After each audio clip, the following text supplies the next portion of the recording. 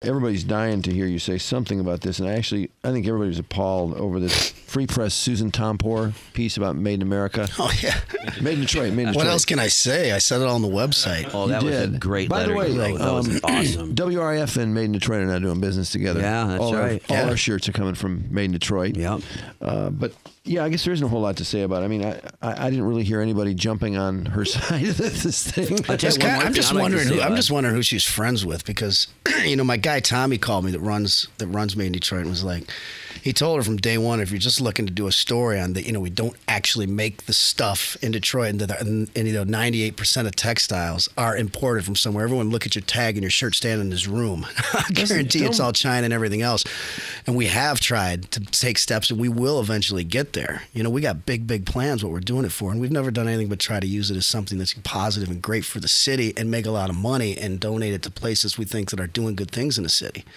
I mean, it's like, I don't need the aggravation of saving a company in bankruptcy. And I never wanted to start a clothing company. If I did, I'd just start Kid Rock Clothing and make twice the money, 5 times the money. This was somewhere I could create some jobs and do some things. It was just, it kind of it just really angered me. I felt really bad at first. Like, why would somebody attack me? You can attack me on a lot better things. If you really want to write a screw job story, go for it. Yeah. Well, I would think your charitable efforts are the one thing that you would not get attacked on, not in this town. I mean, it just seems like friendly fire. Or at least put him in the article is fair. Like, he gave her all the info of like, look at, you can, it's fine. You want to print that, that might be interesting to some people, but, at least go. But he knew from day one, he goes, I think someone's trying to do a hack article on us. Yeah. And he knew it from day one. And then sure enough, it came out and I was like, and first I was saying, everyone was just like, just let it die. Don't even give him the satisfaction. I'm like, I couldn't help it. I'm like, I can't help it. I'm like, I'm just too. I'm like, God. The letter you wrote was fantastic, and I'd give anything. I think I'd pay anything almost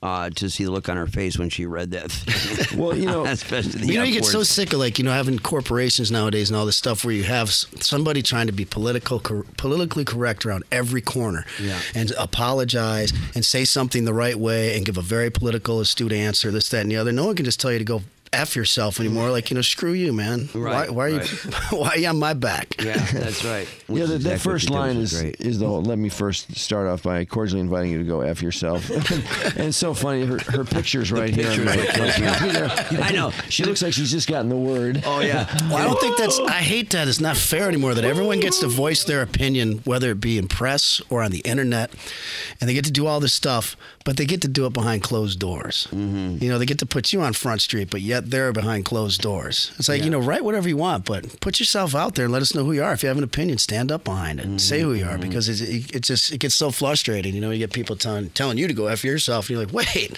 who are you? I at least won't be able to yell at you if I see you at the bar.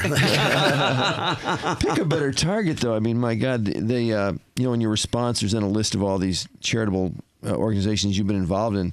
How much time are you spending on your charitable efforts? I mean, it's got to be significant. It goes on once you open the door up.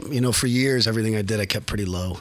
And then, just having the foundation, being able to do a lot more than I was already doing, just, it feels good to be able to do it. And I'm very, blessed to be in a position that I can do it. But man, it's quite opening up that floodgates. It's like, you'd believe, just the letters that we get and the people that I meet. I mean, you can't really go anywhere without somebody who has something they really believe in, with people that need help, this, that, and the other. But I mean, it's some days you get frustrated. It feels like it's all falling on my shoulders because I've been willing to do stuff. So now everybody has an idea.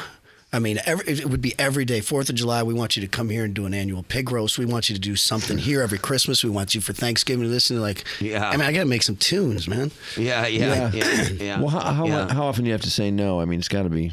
It's every day.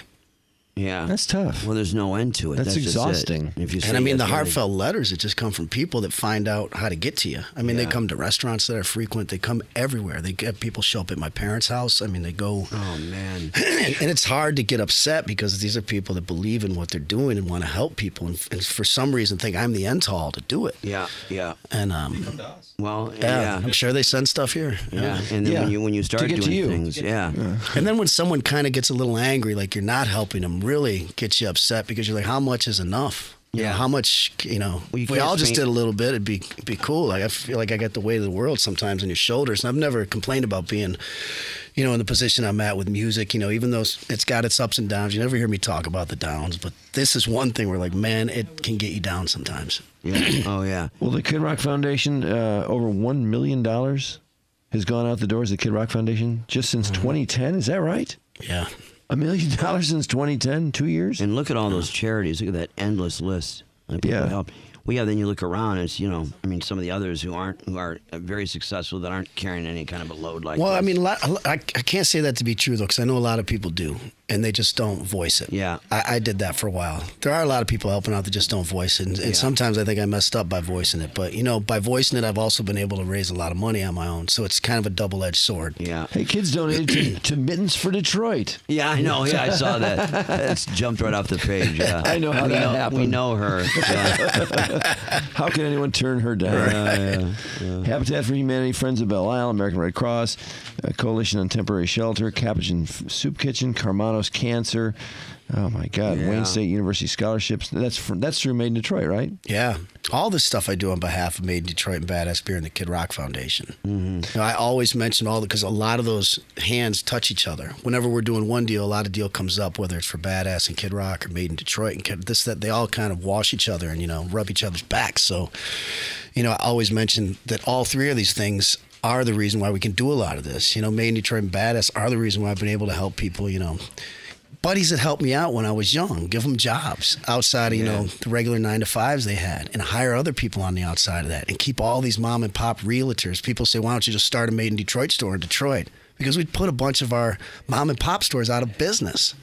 You know, that's why we don't have a store. You know, we have our internet, and then we tried, you know, I've never taken a dime from this company, which this lady knew that read the article. So it's like, if I haven't taken a dime, I've actually lost, you know, I'm not going to lose money in the end. Trust me. I'm not an idiot. And this is a business at the end of the day, and it's there to make money. But I've never taken a dime from it till this point, bought it out of bankruptcy, and have tried to, and I think if you talked around town and asked people that sell our stuff, it's really helped their businesses. A lot of them have told us that they would die without it. Their business would go away. So, And I just wonder where she was at. I mean, place. and like you say, you guys gave her all that information. She had all that to work with. And don't you guys got like the sample of why you hating? I'm sure you guys got one of the sound bites in there somewhere. And you did cancel your free press subscription, right? Totally. Good. And I feel bad too because, you know, there's some good people there. You know, Brian McCullum over the years who I've done articles with, but I just kind of had to, you know, put my foot down for a little while and say, you know what, this ain't cool. No, and I'm not going to support you for. I would have almost thought an editor would have said, you know, this is really why I don't know. It just was attack out of nowhere for no reason, and I don't know why. That's what I couldn't figure out. Like, what is the point of this? Yeah. You know, there's a way to get your point across, but have I been? I know. Let's take that evil Detroit basher Kid Rock down. Yeah. I'm from the free press. What's up my butt? I think most people know that T-shirts aren't made in Detroit. They're not made But in the USA for over the most part. 90% of our stuff is made in America. I mean, this way very before high. this started with that, I try to get it done with my touring stuff. Just because that's what I believe in. Not to satisfy anybody's, you know, not to cover my tracks. I give a rat's ass about covering my tracks. I am who I am. If you don't like it, have your opinion. If you want to hate me for it, fine. I think that's kind of dumb in this day and age when people have their opinions and we just hate them for it. Yeah. You know, you can have your opinion and we can still get, I mean, hell, I'm friends with Sean Penn. Talk about different opinions, but you know what? We get along and have a good time together. You can still have different opinions, man.